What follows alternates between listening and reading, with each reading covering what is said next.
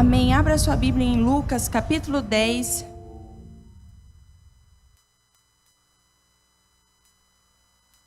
Lucas, capítulo 10, Lucas, capítulo 7, do versículo 1 ao 10.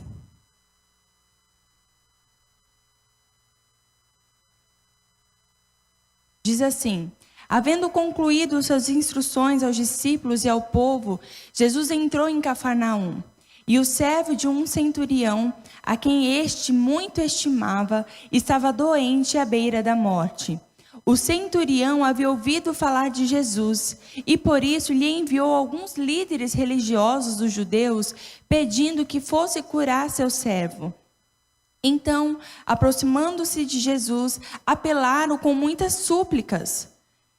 Este é um homem que merece que lhes conceda favor, pois trata nosso povo com elevada consideração, e ele mesmo construiu nossa sinagoga.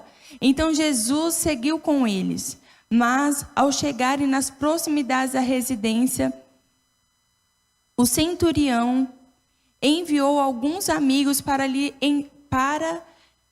entregar a seguinte notícia: Senhor, não te incomodes, porque sei que não sou digno de receber-te sobre o teto da minha casa.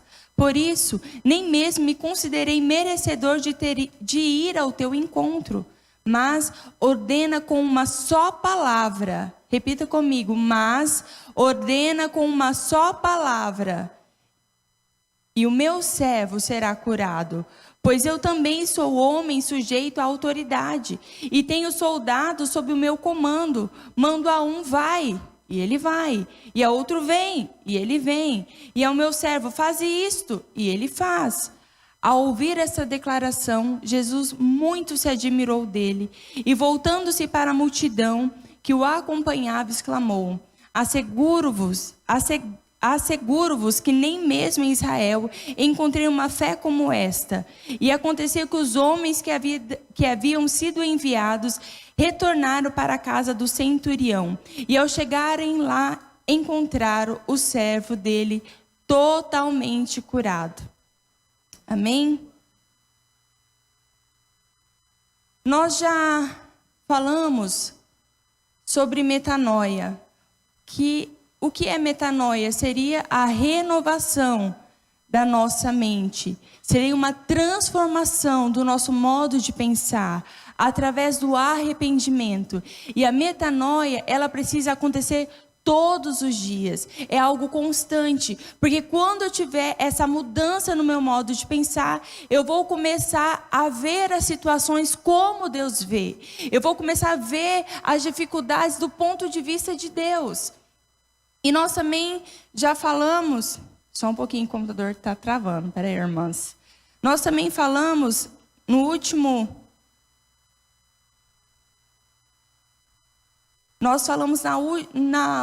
encontro de mulheres sobre orações respondidas. Se o nosso Deus é o mesmo que abriu o mar vermelho, que ressuscitou Jesus entre os mortos, por que tem muitas orações nossas que não são respondidas? A Bíblia diz que se nós oramos e não recebemos, se pedimos e não recebemos, é porque pedimos mal. Então existe uma forma de pedir e ser atendido. E vocês se lembram? Nós usamos o exemplo de Ana para a oração respondida. Lembra de Ana que ela não podia ter filhos e ela orou e o Senhor deu um filho a ela? O primeiro passo é ter um pedido específico. O que você quer? Ana falou: eu quero um filho. Segundo passo, você precisa desejar ardentemente, você precisa sonhar com aquilo, tem que queimar dentro de você aquele seu pedido. O terceiro passo é você orar até receber a convicção que Deus já fez. E você vai orando 1 hora, uma chave vai virar dentro de você e você vai ter convicção. E o último passo é dar ordens, liberar a palavra. E é sobre isso que eu quero falar com vocês nessa noite.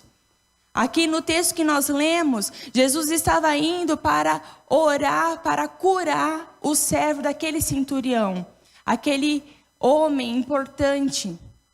Só que o centurião falou assim: não vai na minha casa não, Jesus. o Senhor, eu não mereço, eu nem fui falar com o Senhor porque eu nem sou digno de estar diante de ti, quanto mais você na minha casa. Aí ele diz, libere uma palavra que o meu servo será curado. Libere uma palavra, não precisava de muita coisa, ele precisava só de uma palavra. E Jesus ficou admirado e disse que nem em Israel ele encontrou uma fé assim. Então, a palavra, ela tem um poder para criar. Existe o poder criativo da palavra. Não tem aquela frase que diz que a palavra tem poder? Realmente tem mesmo. E a ciência já descobriu isso. Alguns estudos, mais ou menos lá pelos anos 90, descobriu que a palavra, aquilo que eu falo, ela é capaz de dominar todo e controlar todo o meu corpo.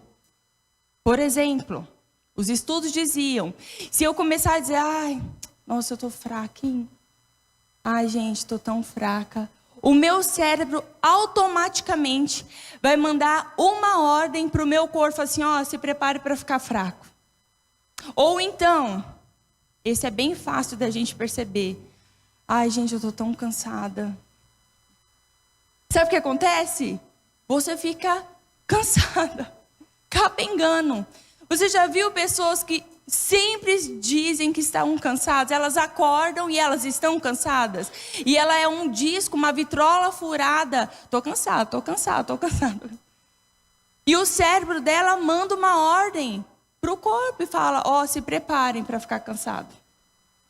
Então, a ciência já comprovou que as palavras afetam o nosso corpo. Elas podem controlar o nosso corpo. Mas a Bíblia já dizia isso antes da ciência descobrir, sabia? Vamos abrir lá em Tiago, capítulo 3. Do versículo 1 em diante, diz assim: meus irmãos, sejam muitos de vocês mestres, pois nós, o que ensinamos, seremos julgados com mais rigor. É verdade que todos nós cometemos muitos erros. Se pudéssemos controlar a língua, seríamos perfeitos, capazes de nos controlar em todos os outros sentidos. Posso ouvir o amém, igreja? Ainda a mulher tem fama de gostar de conversar, né? Por exemplo, se colocarmos um freio na boca do cavalo, podemos conduzi-lo para onde quisermos. Observe também que um pequeno leme faz um grande navio se voltar para onde o piloto deseja, mesmo com ventos fortes. Assim também, a língua é algo pequeno que profere discursos grandiosos. Vejam como uma simples fagulha é capaz de incendiar uma grande floresta. E entre todas as partes do corpo, a língua é uma chama de fogo. É um mundo de maldades que corrompem todo o corpo.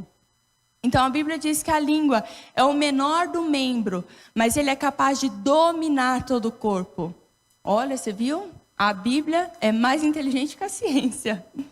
Em Provérbios capítulo 18, 21, diz assim: a língua tem poder para trazer morte ou vida. Quem gosta de falar arcará com as consequências. Eita, glória a Deus. Então, irmãs, o que nós dizemos afeta diretamente a nossa vida. Com a nossa boca nós podemos gerar vitórias, mas também podemos gerar derrotas. A Bíblia diz que quem controla a língua domina todo o seu corpo. Então, o que você falar é o que você vai ter. Se a gente ficar dizendo, como eu disse no início, eu estou cansado, eu não consigo, você vai ficar cansado mesmo, você não vai conseguir mesmo, porque o seu cérebro vai condicionar o seu corpo para este fim. Mas não muda, mas não tem jeito. Você já conseguiu identificar alguma vez que você falou assim? A boca fala do que o coração está cheio, diz a Bíblia.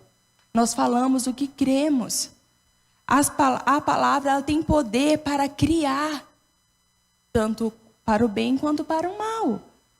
Então, pare de falar de maneira negativa sobre você, sobre a sua vida. Pare de falar de maneira negativa sobre o seu cônjuge, sobre os seus filhos, sobre o seu serviço, sobre o seu futuro. Nós precisamos mudar o nosso jeito de falar. Antes da gente mudar comportamentos, nós mudamos as nossas palavras. A mudança, como eu já disse para vocês quando falamos sobre metanoia, ela começa na mente.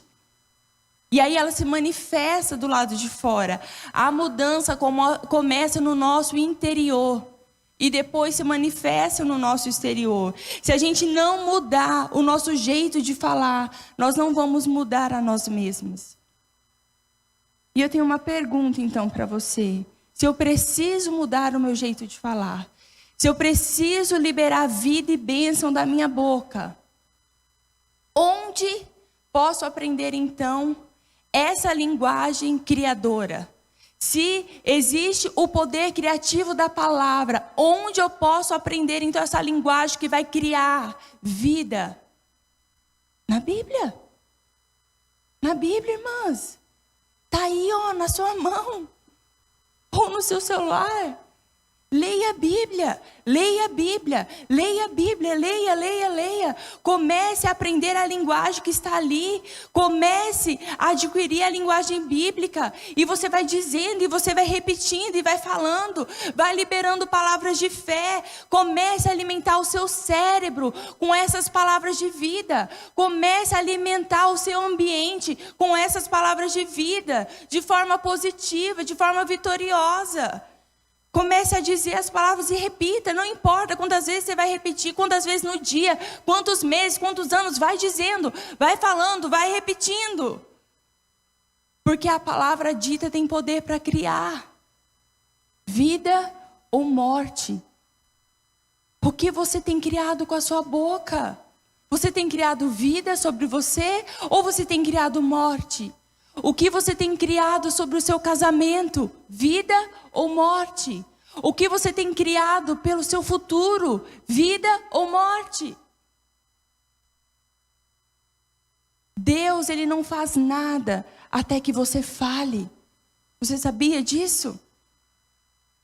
Quando Deus criou o mundo, a Bíblia diz que a terra estava sem forma e vazia, e o Espírito de Deus se movia sobre a face das águas. Uau! O Espírito de Deus estava ali se movendo. E o que aconteceu? Nada. Nada.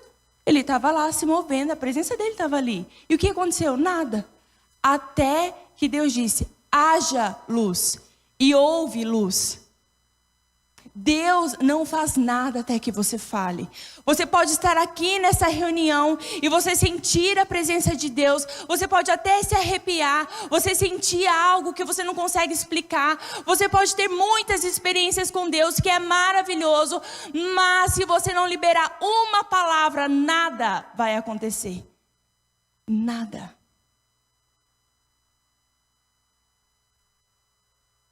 Não fique implorando para Deus fazer alguma coisa.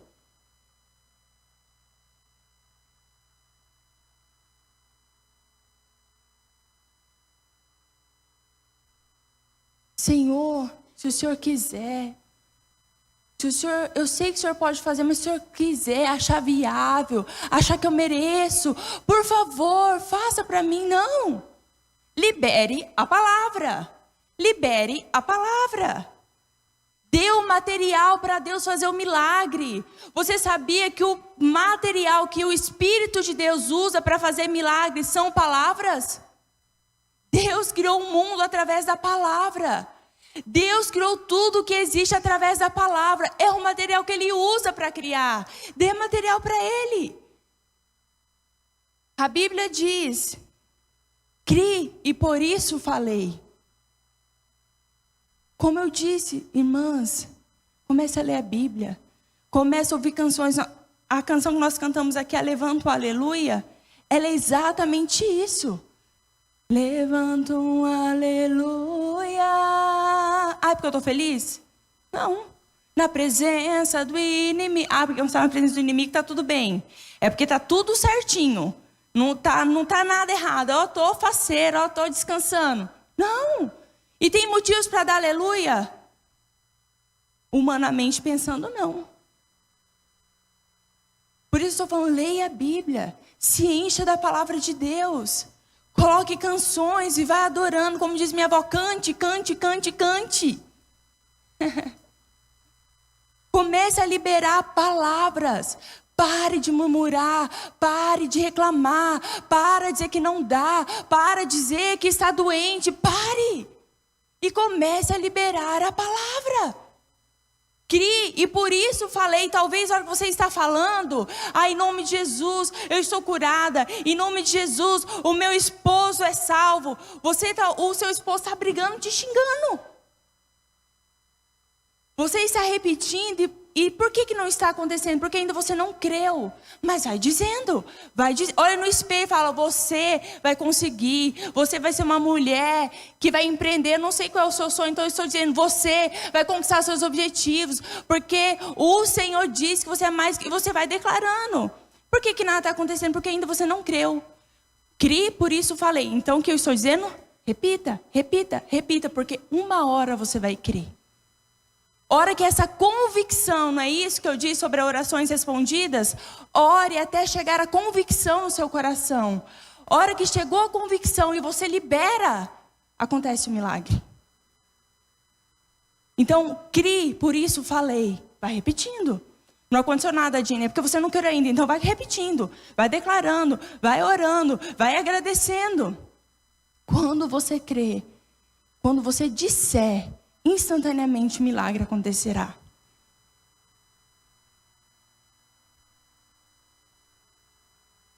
Deus é o mesmo que criou a terra. Deus é o mesmo que guardou Noé e os animais na arca. Deus é o mesmo que abriu o mar vermelho. Deus é o mesmo que mandou maná do céu. Deus é o mesmo, o Deus poderoso da Bíblia. Ele é o mesmo, ele não mudou. O poder dele não diminuiu.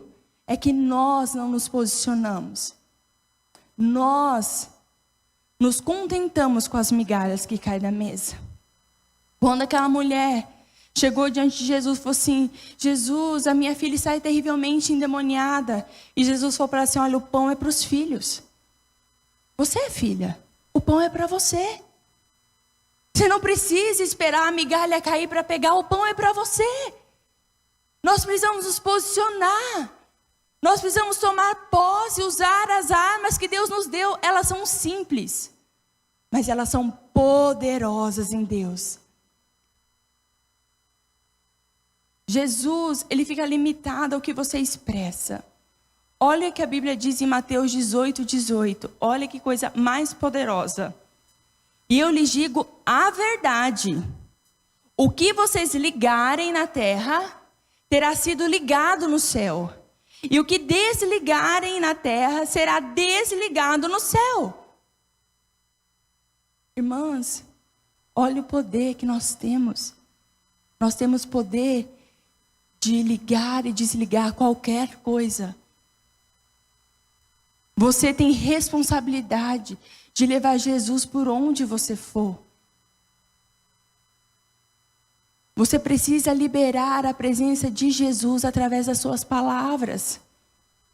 Todo lugar que você for, cada pessoa que você encontrar, você tem a capacidade de liberar a presença de Jesus sobre ela. Você tem a capacidade de, através da palavra, suprir as necessidades específicas dos lugares e das pessoas. Libere a palavra. Muitas mulheres têm dificuldades no lar, mas ela não libera a presença de Jesus no lar. Ela não fala nada. Está indo de mal a pior. E ela fica, tá difícil, não dá certo, meu filho, meu marido. Ai, meu Deus. Libere a presença de Jesus que está aí na sua língua. Libere o poder dele sobre a sua casa. Comece a liberar a palavra sobre o seu lar, sobre os seus pais, sobre o seu cônjuge, sobre os seus filhos. Libere a bênção. Deus, Ele não te usa porque você está completamente santificado, porque você é puro, porque você é totalmente limpo, não. Enquanto nós estivermos nessa terra, nós travamos uma guerra contra o inimigo, contra a nossa carne. A nossa carne quer pecar, a nossa carne deseja o que é errado, e nós travamos essa batalha. Deus te usa não é porque você é limpinho, não. Deus te usa por causa da sua fé. Que a Bíblia diz que Ele já te deu de uma vez por todas. Ele já te deu. Use. O que você vai fazer com Jesus, com o poder de Deus, com a presença de Jesus que está aí na sua língua? Você vai liberar, transformar ambientes, pessoas, ou você vai trancá-la na sua boca, sem falar nada? Sabe o que a Bíblia diz em Romanos 8:19? Que a criação aguarda ansiosamente pela manifestação dos filhos de Deus. Não, você não entendeu porque eu vou repetir. A Bíblia diz que a criação aguarda ansiosamente pela manifestação dos filhos de Deus. Tudo que existe na terra está esperando você se manifestar. Tudo que existe na terra está esperando os filhos de Deus se manifestar, trazendo a glória aqui. Eles aguardam, eles anseiam, estão esperando. Olha o que a Bíblia diz em Mateus capítulo 10, dos 5 ao 7. Jesus enviou os 12 com as seguintes instruções, versículo 7. Vão e anunciem que o reino dos céus está próximo. Outras versões diz assim: digam-lhes que o reino de Deus está aqui. Aí ele continua: cure os doentes, ressuscitem os mortos, purifiquem os leprosos, expulsem os demônios, deem de graça, pois de graça vocês receberam. Então, Jesus está dizendo aqui: olha, vão e anunciem. Anunciem o quê? O Evangelho. E o que é o Evangelho? O que significa? Boas notícias. E o que são as boas notícias? O reino de Deus está aqui. Sabia, irmã? O reino de Deus está aqui. Sabe por que Jesus veio na terra? Para estabelecer o reino de Deus aqui. Então Jesus disse: olha, vão e anunciem a notícia. O reino de Deus está aqui. E como eu sei que o reino de Deus está aqui? Como eu sei que você não é maluca? Eu sei quando eu manifesto o reino de Deus. E o que é manifestar o reino de Deus? Curar os enfermos, expulsar os demônios, pessoas que estão oprimidas, sendo libertas. Isso é manifestar o reino de Deus. Então, a criação espera ansiosamente para que os filhos de Deus se manifestem. Como? Manifesta o reino de Deus. Como? Curando os enfermos, levando as boas novas, a boa notícia, libertando as pessoas cativas e oprimidas pelo diabo. Isso é para você, isso é para mim, é para nós. A salvação, queridas, é o ponto de partida, não é a linha de chegada. Sabe, às vezes nós falamos: Jesus me salvou, graças a Deus está tudo bem. Não está tudo bem, você só deu play. E agora tem uma corrida pela frente. Infelizmente, a igreja tem focado demais no céu. O céu é uma bênção, eu quero ir para lá. Tem uma música, ixi, essa aqui é antiga, hein? Foi a primeira que veio na minha mente, fala assim, ó. Ninguém vai conhecer, só a Priscila e a Natália. É assim, ó. O céu é para onde eu quero ir, viu? Você conhece?